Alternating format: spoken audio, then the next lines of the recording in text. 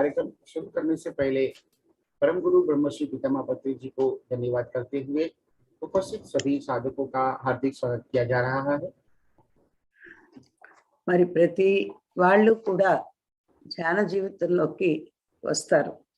వచ్చి మరి ఎలా వచ్చారు, ధ్యానంలోకి వచ్చి ఎందుకు వచ్చారు, ధ్యానంలోకి వచ్చాక మనలో మార్పులు ఏంటి, ప్రతి వాళ్ళు తెలుసుకోవాలి. ध्यान में बहुत से लोग आते हैं। ध्यान में वे किस तरह से आते हैं, ध्यान वे क्यों करते हैं, ध्यान करने के बाद में उनमें क्या बदलाव आते हैं, ये जानना जरूरी है। మరి ఈరోజు మనం ఆ మూడిటి గురించి అంటే ధ్యాన జీవితంలోకి ఎలా రాగలుగుతున్నామో తెలుసుకుందాం. आज हम वो 3 विषय के ऊपर मुख्य रूप से ध्यान जगत में हम किस तरह से आए हैं वो बात जानते हैं।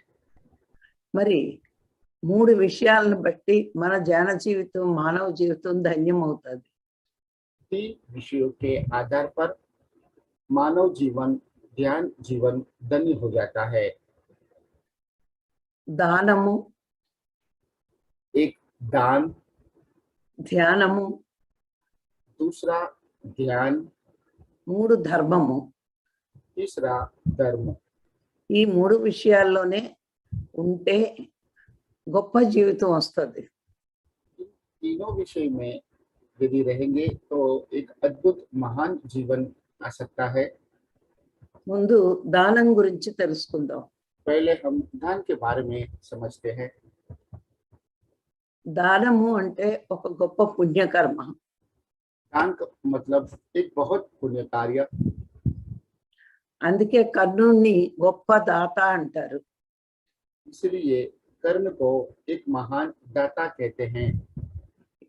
మనం ఎప్పుడైతే ఎదుటివాడికి ఇవ్వాలనుకుంటామో, जब भी हम अगले को कुछ देना चाहते हैं, మన మనస్సు ప్యూరిటీ అయితేనే ఇవ్వాలనుకుంటాం. हमारा मन पवित्र होता है तभी औरों को बांटने का विचार आता है। మనది అంటూ ఏది వదులుకోవడానికి సిద్ధపడం. हमारा ऐसा कुछ भी छोड़ने के लिए हम तैयार नहीं होंगे।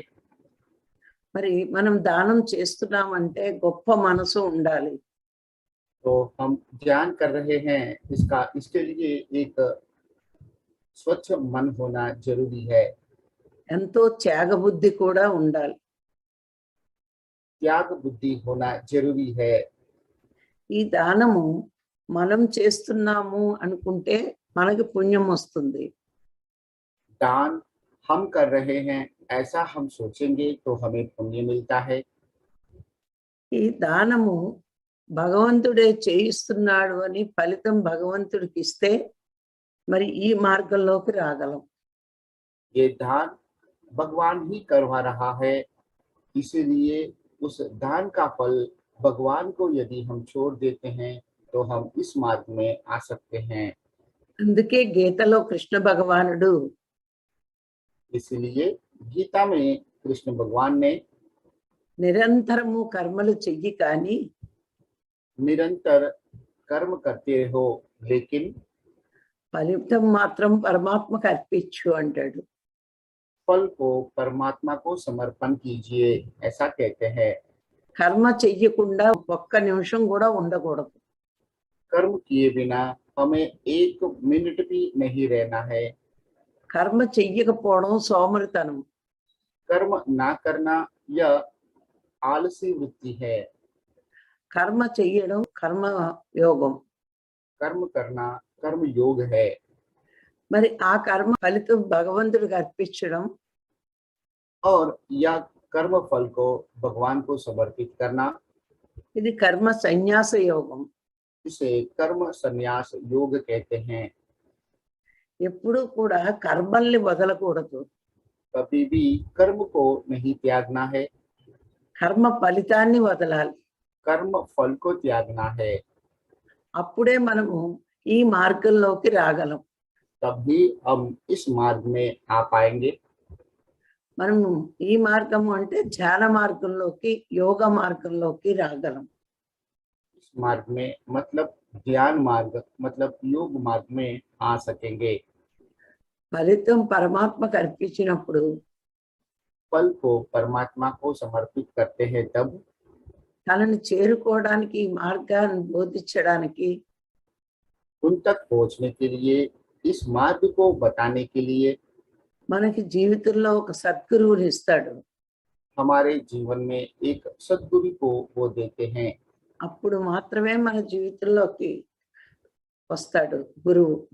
तब ही हमारे जीवन में गुरु के रूप में सद्गुरु आ जाते हैं।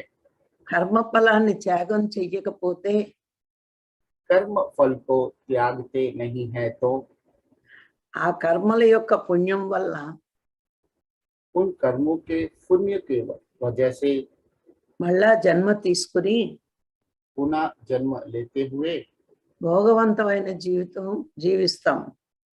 भोगमय जीवन को जिएंगे। కానీ ఈ కర్మఫలం వదలడం వల్ల लेकिन कर्म फल त्यागने से భోగవంతమైన జీవితం వస్తుంది, भोगवंत जीवन भी मिलेगा, మోక్ష మార్గము తెలుస్తుంది. मोक्ष मार्ग भी पता चल जाता है। అందుకే కర్మయోగం కంటే కర్మఫల త్యాగం గొప్పది. इसलिए कर्म योग से त्याग फल महान है। అలా మనం ధ్యానంలోకి రప్పించబడ్డాం. इस तरह से हम ध्यान में लाए गए हैं। ఇప్పుడు ధ్యాన మార్గం గురించి తెలుసుకుందాం. अभी हम ध्यान मार्ग के बारे में जानकारी प्राप्त करेंगे। ప్రతి మానవుడు భూమి మీద ఎన్నో చింతలతో ఉంటాడు. प्रत्येक मानव इस धरती पे अनेक चिंताओं के साथ में रहता है। ఈ చింత ఎందుకు వస్తుంది అంటే यह चिंता इसीलिए आता है, అన్ని నావి అనుకుంటాడు, सब मेरा है ऐसा सोचते हैं, అన్ని నేను చేస్తున్నాను అనుకుంటాడు. सब मैं ही कर रहा हूँ ऐसा सोचते हैं। అలా అనుకోవడం వల్ల इस तरह से सोचने की वजह से ఎంతసేపు నా భార్య నా పిల్లలు हमेशा मेरी पत्नी, मेरे बच्चे, నా ఆస్తిపాస్తులు मेरे धन दौलत, మరి నా వాళ్ళు నా కులం मेरे स्वजन, मेरे बंधु, मेरे कुल, ఇవన్నీ చింతలే. ये सब चिंता ही है। ఏంటంటే పుట్టుక చింత. जन्म भी चिंता है। మన పుట్టుకే ఒక చింత వల్ల వచ్చింది, అంటే ఒక ఆలోచన వల్ల పుట్టాం. हमारा जन्म भी एक विचार से ही होता है। భూమి మీద ఉండడమే పెద్ద చింత. इस धरती पर रहना भी बहुत बड़ी चिंता है। పుట్టడం చింత, जन्म भी ఏవేవో బాధ్యతలు. जन्म भी एक बहुत बड़ी चिंता है। जन्म से ही अनेक प्रकार की दुख होते हैं। మరి భూమి మీద ఉన్నప్పుడు ఎలా బతకాలి అనే చింత. इस धरती पे आए हैं तब से हमें किस तरह से जीवन जीना है इसके बारे में चिंता रहता है। బాల్యంలోని యవ్వనంలోని చదువుల చింత, बचपन का और जवानी का पढ़ाई के बारे में चिंता रहता है। ప్రౌఢ వయసులో సంసార బాధ్యత, वृद्धावस्था में संसार की जवाबदारियां, ముసలి వయసులో శరీరం పటుత్వం పోయి రోగాలతో చింత. बुढ़ापे में शरीर पूरी तरह से नादुरुस्त होते हुए स्वस्थ शरीर के लिए चिंता। ఇలాంటి రకరకాల చింతలతో భూమి మీద జీవిస్తూ ఉన్నాం మనం. इस तरह के अनेक प्रकार के चिंताओं के साथ में हम इस धरती पर जी रहे हैं। ఈ చింతలన్నీ పోవాలి అంటే ధ్యానం చేయాలి. इन सभी चिंताओं से मुक्त होने के लिए हमें ध्यान करना है। ధ్యానంలోకి వచ్చే వరకు మనకు తెలియదు. ध्यान में आते हैं तब तक हमें पता नहीं चलता है। ఈ భూమి మీదకి మన ఇష్ట ప్రకారమే వచ్చామని, हम इस धरती पर हमारी मर्जी के हिसाब से ही आए हैं। మన జీవితాన్ని మనమే ఎన్నుకున్నామని, हमारा इस जीवन को हमने ही चयन किया है। మరి మన మనసు యొక్క ప్రభావం వల్ల ఈ దుఃఖం వస్తోందని, हमारा मन के प्रभाव के वजह से हमें यह दुख आते हैं। మరి ఆ ప్రభావం తగ్గాలి అంటే ధ్యానమే చెయ్యాలని తెలుసుకుంటాం. हमें इस प्रभाव को कम करने के लिए ध्यान ही करना है, यह बात हम जान जाते हैं। మనము అనుభవిస్తామని తెచ్చుకున్న కర్మలు కొన్ని, हम अनुभव करेंगे ऐसा सोचकर लाए हुए कर्म कुछ और होते हैं, కానీ ఇక్కడికి వచ్చాక అజ్ఞానంతో ఎన్నో కర్మలు చేస్తాం. लेकिन यहाँ पे आने के पश्चात अज्ञान के वजह से अनेक कर्म करते हैं। ఈ కర్మలు చేసి మళ్ళా జన్మలు తీసుకుని దుఃఖంలో ఉంటాం. इन कर्मों की वजह से पुनः जन्म लेते हुए दुख को भोगना पड़ता है।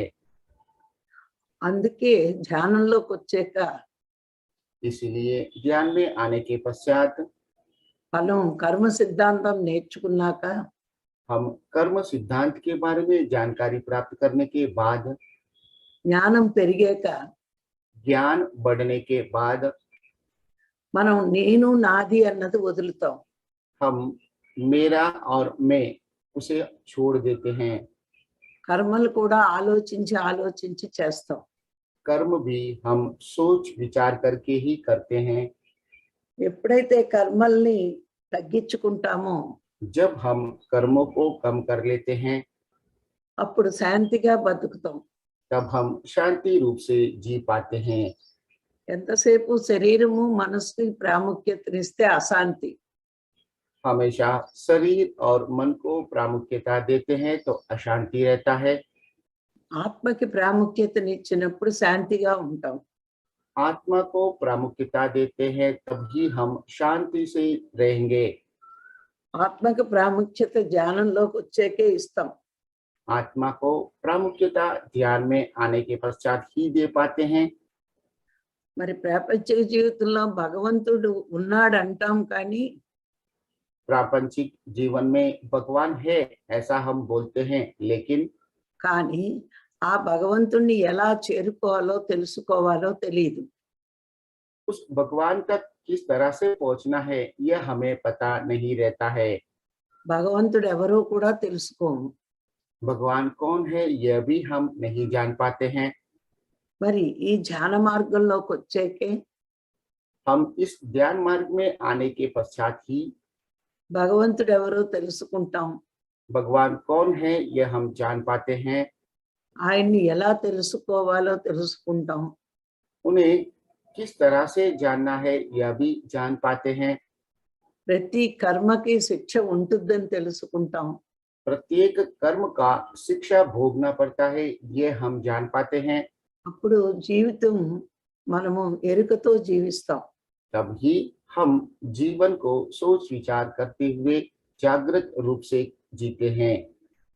ధ్యానం ఎందుకు అంటే ध्यान इसलिए करते हैं మోక్షం కోసం, मोक्ष प्राप्ति के लिए, భగవంతుణ్ణి తెలుసుకోవడం కోసం. भगवान को जानने के लिए। మోక్షం అంటే బతికి ఉండగా ఆనంద స్థితి, मोक्ष का मतलब जीवन जीते रहते हुए ही आनंद स्थिति को प्राणा, జన్మలేని స్థితి. जन्म राहित्य जीवन स्थिति। ఈ రెండిటి కోసమే ధ్యానం. हम इन दोनों के लिए ही ध्यान करते हैं। మరి మూడోది ధర్మం గురించి తెలుసుకుందాం. अब हम तीसरा विषय धर्म के बारे में जानकारी प्राप्त करेंगे। ఈ ధర్మం అన్నది ధ్యానంలోకి వచ్చే వరకు ఆచరించం.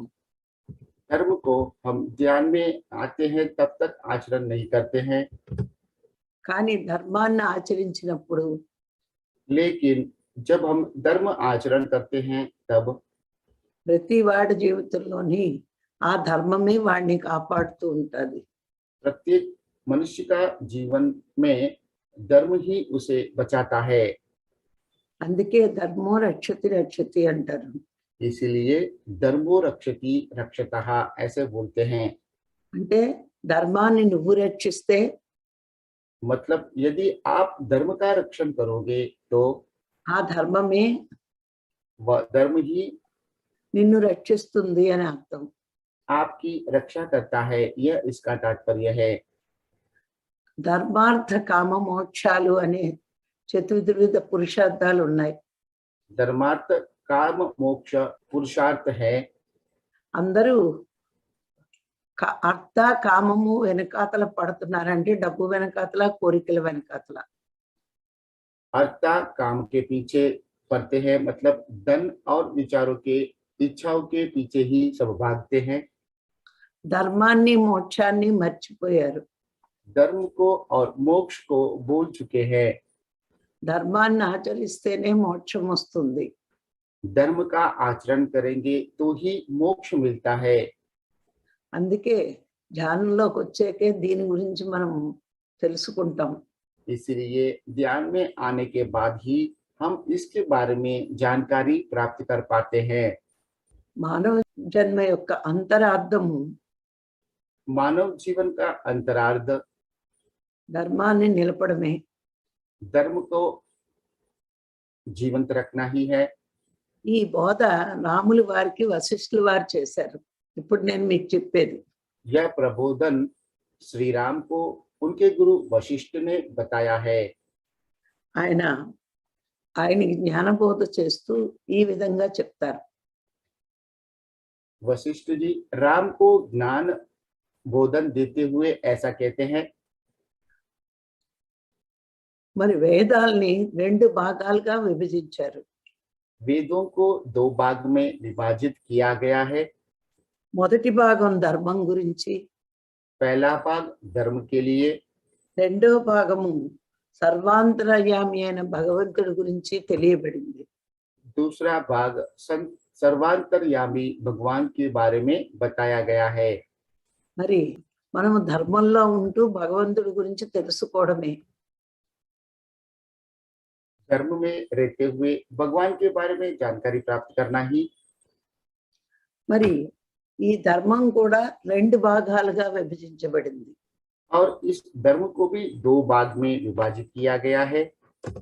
మొదటిది సామాన్య ధర్మము, पहला सामान्य धर्म, రెండోది విశేష ధర్మము.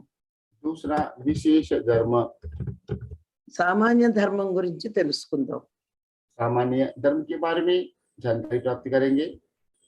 మరి ఇది 4 భాగాలుగా విభజించారు. इसे 4 भाग में विभाजित किया है.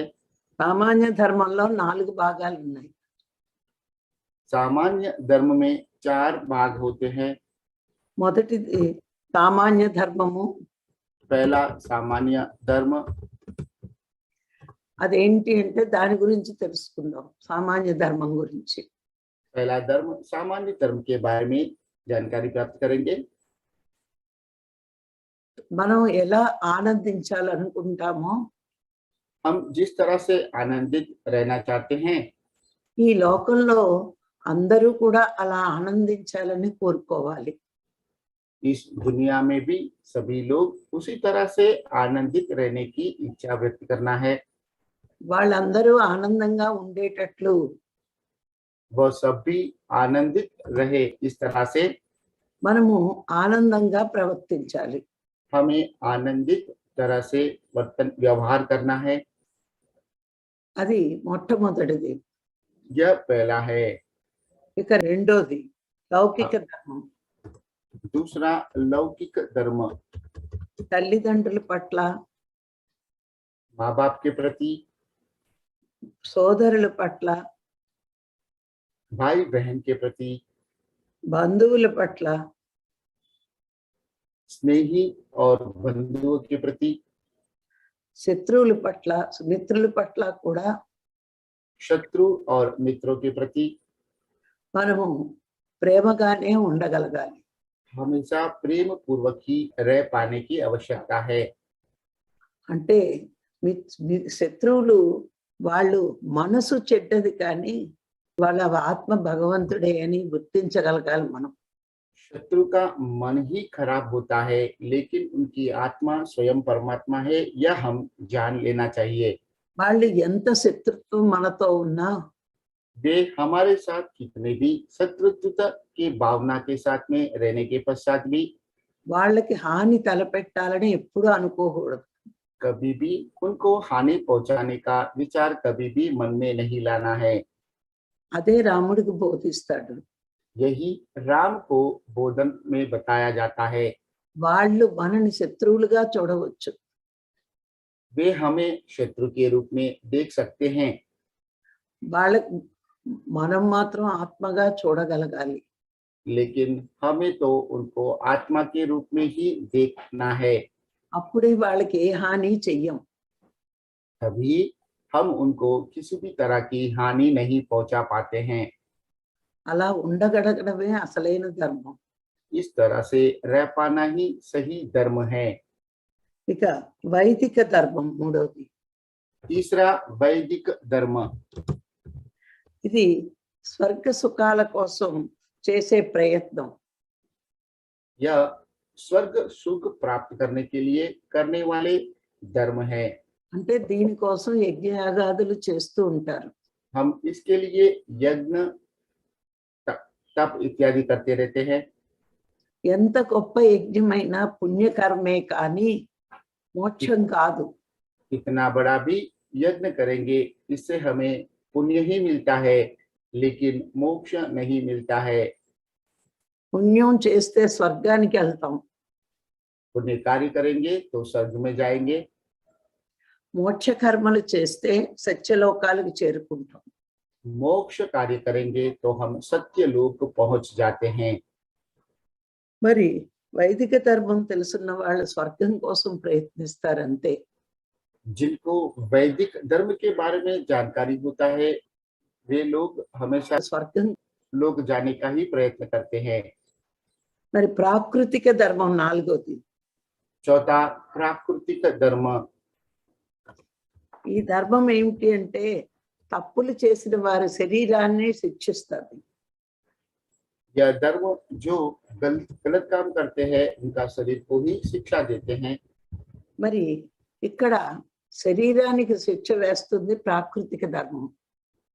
तो यहाँ पे शरीर को शिक्षा देने वाला अथवा दंड देने वाला ही प्राकृतिक धर्म है। మరి పరమాత్మ ధర్మం మనసుకు శిక్ష వేస్తుంది. लेकिन परमात्मा धर्म मन को दंड करता है। ఇప్పుడు చూడండి, ఈ జన్మలో ఎవరినైనా బాధ పెడతాం, हम यदि इस जन्म में किसी को भी दुख पहुंचाते हैं, అంటే ఇక్కడ జడ్జి గారు మనకు శిక్ష వేస్తారు. तो इस जगत में जज हमें शिक्षा मतलब दंड देते हैं। ఆ శిక్ష మన శరీరమే అనుభవిస్తుంది. इस शिक्षा को हमारा शरीर ही भोगता है। శరీరానికి శిక్ష పడినంత మాత్రాన మనసు మారదు. शरीर को दंड मिलने से मन नहीं बदलता है। ప్రాకృతిక ధర్మం ఇలా ఉంటుంది, प्राकृतिक धर्म इस तरह से रहता है। కానీ పరమాత్మ ధర్మం ఎలా ఉంటుందంటే నెక్స్ట్ జన్మలో వాడు మానసికంగా ఎంతో బాధపడుతూ ఉంటాడు. लेकिन परमात्मा धर्म ऐसा होता है, अगला जीवन में वो मानसिक रूप से बहुत दुखी होता है। ఎందుకంటే వీడు అందరినీ బాధ పెట్టాడు కాబట్టి అందరి వల్ల బాధలు ఉంటాయి వీడికి. क्योंकि इन्होंने अनेक लोगों को दुख पहुंचाया है, इसलिए सबकी वजह से इनको भी दुख मिलता है। అందుకే ఆ జన్మలో ఆ బాధపడుతూ इसलिए उस जन्म में उस तरह से दुख होते हुए ఇంకెప్పుడు ఎవరిని బాధ పెట్టకూడదనే మార్పు వస్తుంది. आज के पश्चात कभी भी किसी को भी दुख नहीं पहुंचाना है, ऐसा बदलाव उनमें आता है। అందుకే శరీరానికి శిక్ష భూమి మీద ఉంటుంది, इसलिए शरीर को दंड इस धरती पे मिलता है, భగవంతుడి దగ్గర నుంచి మనసుకు శిక్ష వస్తుంది. भगवान के द्वारा मन को दंड मिलता है। ఈ నాలుగు కూడా సామాన్య ధర్మాలే. यह सभी भी यह चार भी सामान्य धर्म ही है। మరి తర్వాత విశేష ధర్మం రెండోది. अभी इसके बाद में हम विशेष धर्म। ఇదేమిటి అంటే మనకి ప్రతి వాళ్ళకు కూడా ఈ ధర్మం కోసమే మానవ జన్మ తీసుకున్నాం, విశేష ధర్మం కోసం. यह धर्म के लिए ही सभी मानव जन्म लेते हैं, కానీ ఈ విశేష ధర్మాన్ని మనం మర్చిపోయాం. लेकिन हम इस विशेष धर्म को भूल जाते हैं। జ్ఞానులు ఈ విశేష ధర్మాన్ని పాటిస్తారు. ज्ञानी इस विशेष धर्म का ही पालन करते हैं। వీళ్ళు అజ్ఞానంలో పడిపోకుండా यह लोग अज्ञान में गिरे बिना ही ఈ గురువుల ద్వారా ఈ జ్ఞానాన్ని నిరంతరం పొందుతారు. गुरु के द्वारा ही इस ज्ञान को निरंतर रूप से पाते हैं। వీళ్ళు ఎప్పుడు 5 క్వశ్చన్లు వేసుకోవాలి. इनको हमेशा 5 सवाल अपने आप को पूछना है। ఫస్ట్ది నేనెవరు, पहला, मैं कौन हूँ। రెండో క్వశ్చన్ ఎక్కడి నుంచి వచ్చాను, मैं कहाँ से आया हूँ। మూడోది ఏం చెయ్యడానికి వచ్చాను, मैं यहाँ क्या करने आया हूँ। మరి నాలుగో క్వశ్చన్ ఆ చేసేటప్పుడు వచ్చే ఆటంకాలు ఏంటి, मैं यहाँ पे कुछ करता हूँ तब मुझे क्या बाधा आती हैं। ఐదో క్వశ్చన్ చేస్తేను ఆచరిస్తేను వచ్చే లాభం ఏంటి. करने से और उसका आचरण करने से हमें क्या लाभ होते हैं। ఈ 5 క్వశ్చన్లు ఎప్పుడు వేసుకోవాలి మనం. यह 5 सवाल हमेशा हम अपने आप को पूछते रहना है। మొదటి క్వశ్చన్కి ఆన్సర్ గురువే చెప్పాడు ఇవన్నీ. पहला प्रश्न का आंसर गुरु ही बता। నేనెవరు అంటే నేను ఆత్మని. मैं कौन हूँ मतलब मैं आत्मा हूँ। ఎక్కడి నుంచి వచ్చాను, मैं कहाँ से आया हूँ। పూర్ణాత్మ నుంచి मैं ఆన్సర్. जी, और इसका आंसर पूर्ण आत्मा से ఒక చిన్న బిందువుగా వచ్చి एक छोटे बिंदु के बाद भी आकर జీవుల శరీరాలలో ప్రవేశించి जीव के शरीर में प्रवेश करके జీవాత్మగా ఉన్నాను. जीवात्मा के रूप में रहा हूँ। మరి ఈ జీవాత్మ ఎందుకు జీవాత్మగా ఉంది, దైవం అయ్యుండి అనే విచారణ చెయ్యాలి.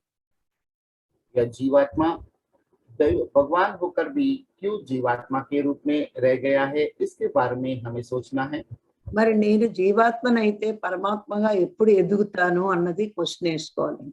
यदि मैं जीवात्मा हूँ तो मैं परमात्मा के रूप में कब मैं आगे बढ़ पाऊंगा, यह सवाल अपने आप से पूछना है। జీవాత్మ పరమాత్మగా ఎదగాలి అంటే ధ్యానం చెయ్యాలి. जीवात्मा దానికి వచ్చాం. जीवात्मा को परमात्मा के रूप में बढ़ने के लिए ध्यान करना है, यह जानने के लिए ही हम यहाँ पे आए हैं। కానీ ఆ ధ్యానం చేసే అర్హత మానవ జన్మకే ఉంది. लेकिन इस ध्यान को करने की लायकात योग्यता सिर्फ मानव जन्म को ही मिलता है। 84 లక్షల జీవరాశుల్లో 84 लाख जीव राशियों में ముందు జన్మలన్నీ అనుభవాలు పొందుతూ ఉంటుంది. प्रारंभिक जन्मों में अनुभव प्राप्त करने के लिए ही होते हैं। మానవ జన్మలో సాధన చేయడానికే వచ్చింది. मानव जन्म साधना करने के लिए ही आया है। మరి నాలుగో క్వశ్చన్ చేసేటప్పుడు వచ్చే ఆటంకాలు ఏంటి. चौथा प्रश्न, करने के समय में आने वाली बाधा है क्या है। అంటే వాడికి పెద్ద ఆటంకం వాడి మనసే. उनके लिए सबसे बड़ा आपत्ति उनका मन ही है। ధ్యానంలో కూర్చున్నప్పుడు బయటికి పరుగులు తీస్తుంది మనసు ఇంద్రియాల ద్వారా. जब हम ध्यान करते हैं तब मन बाहर की ओर दौड़ता है, ये इंद्रियों की वजह से होता है। మరి కళ్ళు తెరిచినప్పుడు ఇంద్రియాలు ప్రపంచం చూస్తాయి. जब हम आंख खोलते हैं तो इंद्रियों के द्वारा हम इस दुनिया को देखते हैं। అవన్నీ మనలో నిక్షిప్తమై ఉంటాయి చూసినవన్నీ. हम जो भी हम देखते हैं वो सब हमारे भीतर ही समाहित होकर रहते हैं। అవే ధ్యానంలో ఆలోచనల రూపంలో వస్తాయి. वही ध्यान में विचार के रूप में आते हैं। అదే పెద్ద ఇబ్బంది మనకి, ఆటంకం. यही सबसे बड़ी बाधा है। మరి ఆ ఇబ్బందిని ఎలా తొలగించుకోవాలంటే तो इस तकलीफ को हमें किस तरह से दूर करना है। మనం శ్వాస మీద ధ్యాస పెట్టేటప్పుడు जब हम श्वास के ऊपर ध्यान केंद्रित करते हैं तब చంచలంగా ఉన్న మనసు, चंचल रूप से रहने वाला मन को, చంచలం అంటే బయటకు పోయే మనసు, चंचल मतलब बाहर की दुनिया की तरफ जाने वाला मन, శ్వాస మీద ధ్యాస ద్వారా నిశ్చలం అవుతుంది. श्वास के ऊपर ध्यान केंद्रित करने से निश्चल हो जाता है। అందుకే ఏ గురువులైనా సరి అయిన సద్గురువులు శ్వాస మీద ధ్యాసే చెప్తారు. इसलिए कोई भी गुरु हो, सदगुरु हो, वे हमेशा श्वास के ऊपर ध्यान केंद्रित करने के लिए ही कहते हैं, ఎందుకంటే శ్వాసకి మనసుకి కనెక్షన్ ఉంది. क्योंकि श्वास का मन के साथ में कनेक्शन रहता है। ఎందుకంటే మనసు శ్వాస ఒక్కసారే పుట్టినవి. क्योंकि मन और श्वास दोनों एक साथ में ही जन्म लेते हैं। బిడ్డ పుట్టిన వెంటనే శ్వాస మనసు ఒక్కసారి వస్తాయి. शिशु का जन्म लेते ही श्वास और मन एक साथ में ही उनमें आ जाता है। అందుకే మనకి కోపం వచ్చినా ఆందోళన వచ్చినా శ్వాసలు పెరిగిపోతూ ఉంటాయి. इसीलिए जब हम क्रोधित होते हैं अथवा बेचैन हो जाते हैं, तब हमारे श्वासों की गति बढ़ जाता है। మరి కోపం కానీ ఆందోళన కానీ మనసు యొక్క గుణాలు. क्रोध और बेचैनी ये मन के गुण है। అంటే మనసు యొక్క స్థితి మారినప్పుడు శ్వాస కూడా మారిపోతుందని తెలుస్తుంది. इससे हमें यह पता चलता है, मन का प्रभाव से ही श्वास का गुण भी बदल जाता है। అందుకే మనము శ్వాస మీద ధ్యాస పెట్టినప్పుడు మాత్రమే इसलिए श्वास के ऊपर ध्यान केंद्रित करते हैं तब ही మనకి మనసు చంచల స్థితి నుంచి నిశ్చల స్థితి వస్తుంది. हमारा मन चंचल स्थिति से निश्चल स्थिति में परिवर्तित होता है। మరి అలా చెయ్యగా చెయ్యగా మనకి ధ్యానం బాగా కుదురుతుంది. इस तरह से निरंतर करते करते हमारा ध्यान सही से होने लगता है। మరి ఐదో క్వశ్చన్, అది ఆచరించడం వల్ల వచ్చే లాభం ఏంటి అని అనుకున్నాం. पांचवा सवाल, उसका आचरण करने से आने वाले लाभ क्या है? అంటే మనం ఎవరమో తెలుస్తుంది. इससे हमें हम कौन है यह पता चलता है। మనం ఎందుకు జన్మించేమో తెలుస్తుంది. हम क्यों जन्म लिए हैं वो पता चलता है। కర్మ సిద్ధాంతం తెలుస్తుంది. कर्म सिद्धांत समझ में आ जाता है। ఎక్కడి నుంచి వచ్చేమో తెలుస్తుంది. हम कहाँ से आते हैं यह पता चलता है। ఎక్కడికి వెళ్ళాలో తెలుస్తుంది. हमें कहाँ जाना है यह भी पता चल जाता है। అందుకే మనకి ధ్యానం వల్ల మాత్రమే మోక్షము అని చెప్తారు. इसलिए ध्यान द्वारा ही मोक्ष मिलता है ऐसा कहते हैं। అందుకే మానవ జన్మ పర్పస్ ధ్యానం చేయడానికే. इसलिए मानव जीवन का उद्देश्य ध्यान करना ही है। అందుకే వైదిక ధర్మాన్ని ప్రతి మానవుడు పాటించాలి. इसलिए वैदिक धर्म को प्रत्येक मानव को पालन करना चाहिए।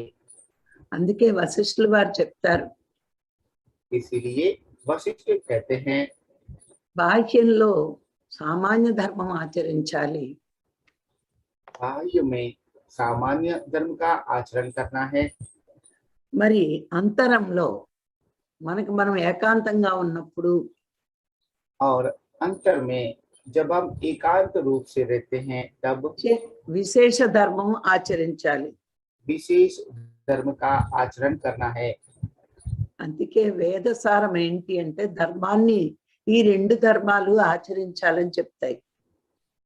वेद का सारांश यही है, हमें इन दोनों धर्म का आचरण करना है।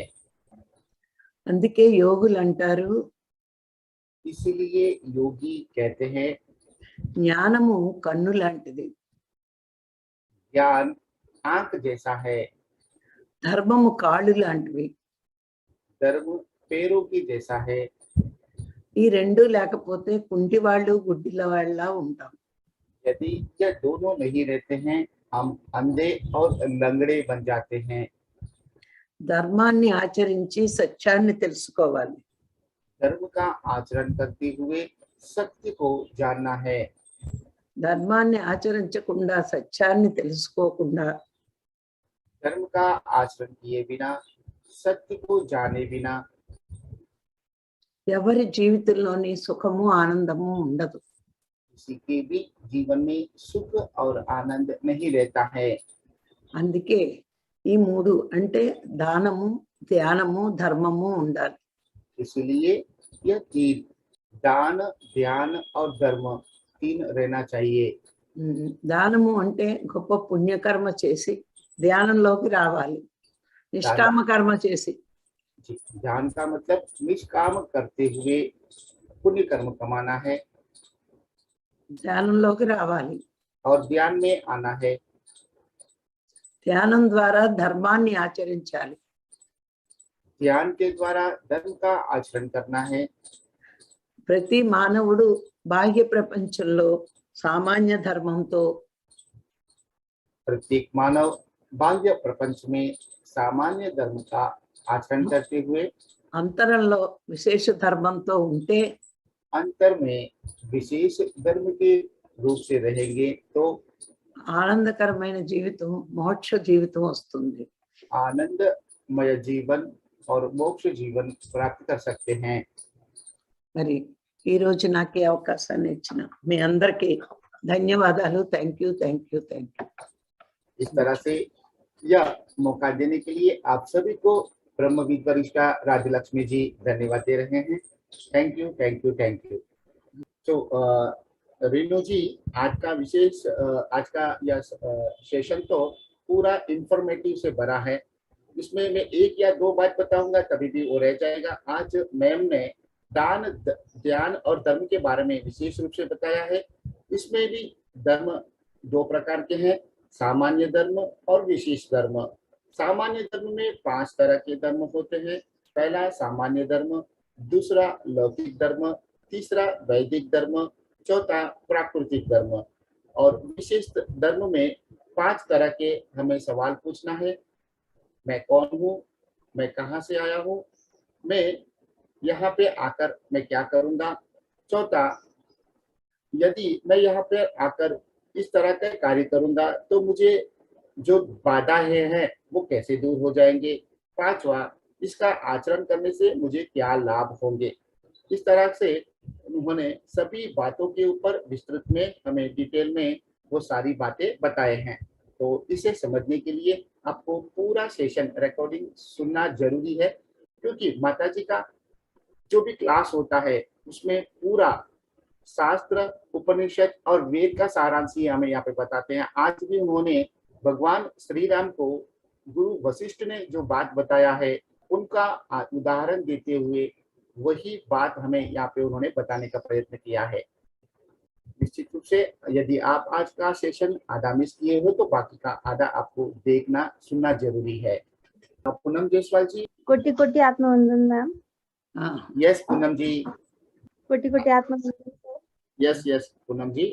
वैसे तो बहुत अच्छा लगा आज का सेशन सर, बहुत बातें समझ में आ गई, लेकिन एक थोड़ा सा डाउट था सर कि जैसे मैम ने कहा था कि हम जो अनुभव लेने के लिए सोच कर आते हैं, आत्मा हमारी जो डिसाइड करती है कि हमें ये एक्सपीरियंस लेना है, और हम जब धरती पर आते हैं तो हम हमारे मन से, कल्पनाओं से और ही कुछ अलग कर्म बनाते हैं, और उसके वजह से हम ज्यादा दुख भोगते हैं और फिर से जन्म लेना पड़ता है और ज्यादा तकलीफ होती है।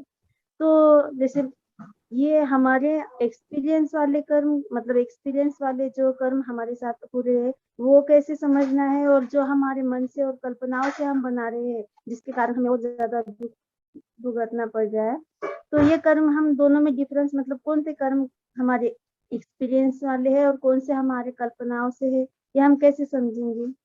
మనము కొన్ని కర్మల వల్ల ఈ భూమిపై జన్మ తీసుకుంటూ ఉంటాము. అయితే మనం ఇక్కడ జన్మ తీసుకున్న తర్వాత అజ్ఞానంలో ఉండడం వల్ల ఇంకా కర్మలు చేసి ఇంకా కొన్ని జన్మలు తీసుకుంటూ మరి కొన్ని దుఃఖాలను అనుభవిస్తూ ఉండవలసి వస్తుందని మీరు చెప్పారు. మరి ఇందులో గత జన్మ నుండి వచ్చిన కర్మలేవి, మరి ఈ జన్మలో అజ్ఞానం వల్ల చేసుకున్నటువంటి కర్మలేవి, వాటిని మనం ఎలా గుర్తించగలము అని అడుగుతున్నాం. సరే, మనము ఇప్పుడు ఒక ఇంట్లో బానిసగా వచ్చాం. माता जी आपको इसका जवाब देते हुए बता रहे हैं, एग्जाम्पल के रूप में हम किसी के घर में एक नौकर के रूप में आए हैं। అక్కడ మనము బానిసగా వచ్చాం కాబట్టి, పనిగా వచ్చాం కాబట్టి మన డ్యూటీ మనం చెయ్యాలి. हम यहाँ पे एक नौकर के रूप में यहाँ पे आए हैं, इसलिए हमें हमारा काम करते रहना है।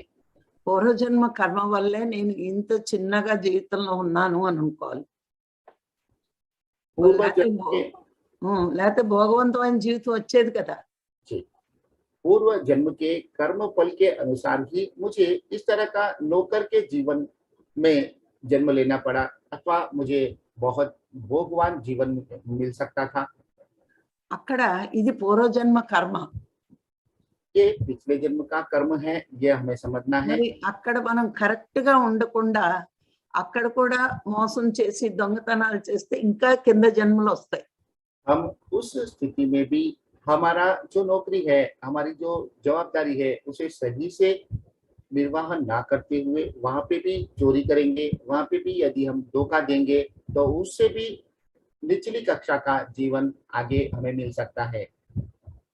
అందుకని మన వర్తమానం ఏమో గతం కర్మ అని అర్థం అవుతుంది, బాధలు కష్టాలు. तो वर्तमान समय में जो भी हमारी स्थिति है, जिसमें हमें दुख और तकलीफें आते हैं, वो हमारे पूर्व जन्म का कर्म है, ऐसा हमें समझ में आता है। ఇప్పుడు ఇప్పుడు చేసే కర్మలు ఏంటంటే హింస చేయడం, ఎదుటి వాళ్ళని బాధ పెట్టడం, అవమానంగా చూడడం, అహంకారంగా ఉండడం ఇప్పుడు చేస్తున్న కర్మలు. वर्तमान समय में करने वाले कर्म दूसरे को धोखा देना, दूसरे को तकलीफ देना, उनके ऊपर हिंसा करना, इस तरह का कर्म वर्तमान समय में करने वाले कर्म होते हैं। ఇప్పుడు అర్థమైందా అని అడుగు. जी, గతం ఏంటి, వర్తమానం ఏంటి, కర్మలు. पूनम जी, आपको समझ में आ गया? जी सर, काफी अच्छे से समझ में आ चुका है। और सर जैसे मैम ने बताया है कि अम, जैसे राम भगवान जब भी शत्रुओं के साथ लड़ते तो थे, बट जब वो पश्चाताप करते थे तो उनमें आत्मा है समझ के उन्हें माफ करते थे और उनके लिए जो सही है वही वो करते थे। तो जैसे अभी हमारे भी कोई शत्रु वगैरह ऐसा तो भाव अभी रहा नहीं कि कोई शत्रु है या कोई मित्र है, सब में आत्मा है यही सोचते हैं। बट अगर कभी कोई गलत कर रहा है, कोई अन्याय कर रहा है, उसके खिलाफ हम आवाज उठाते हैं और जब वो मान जाता है तो तब मतलब हमने जब कोई गलत कर रहा है तो उसके खिलाफ हमने आवाज उठाना चाहिए या फिर नहीं उठाना चाहिए कि चलो ठीक है वो तो आत्मा है, वो उसका एक्सपीरियंस ले रहा है, ये सोच के हमने छोड़ देना चाहिए। మరి మీరు చెప్పారు ఇంతకు ముందు శ్రీరామ రాముల వారు శత్రువులపై యుద్ధం చేసే ముందు ఆయనలో కూడా ఒక ఆత్మనే ఉంది అనే భావంతోనే ఉంటారు. ఆ యుద్ధం అయిపోయిన తర్వాత కూడా ఆయనను క్షమిస్తారు, ఆయన కూడా పరమాత్మ రూపంతో ఆయన చూస్తూ ఉంటారు అనే విషయం నాకు మీరు చెప్పారు. మరి నిజ జీవితంలో కూడా అనేక మంది శత్రువులు ఉంటారు, వారు ఇతరులకు అందరికీ ఎంతో బాధలు కలిగిస్తూ ఉంటారు. మరి అలాంటి వారిని అడ్డుకోవాల్సిన అవసరం ఉందా, లేదా వారు కూడా ఆత్మస్వరూపులే అని అలానే వదలకూడదు, అడ్డుకోవాలి.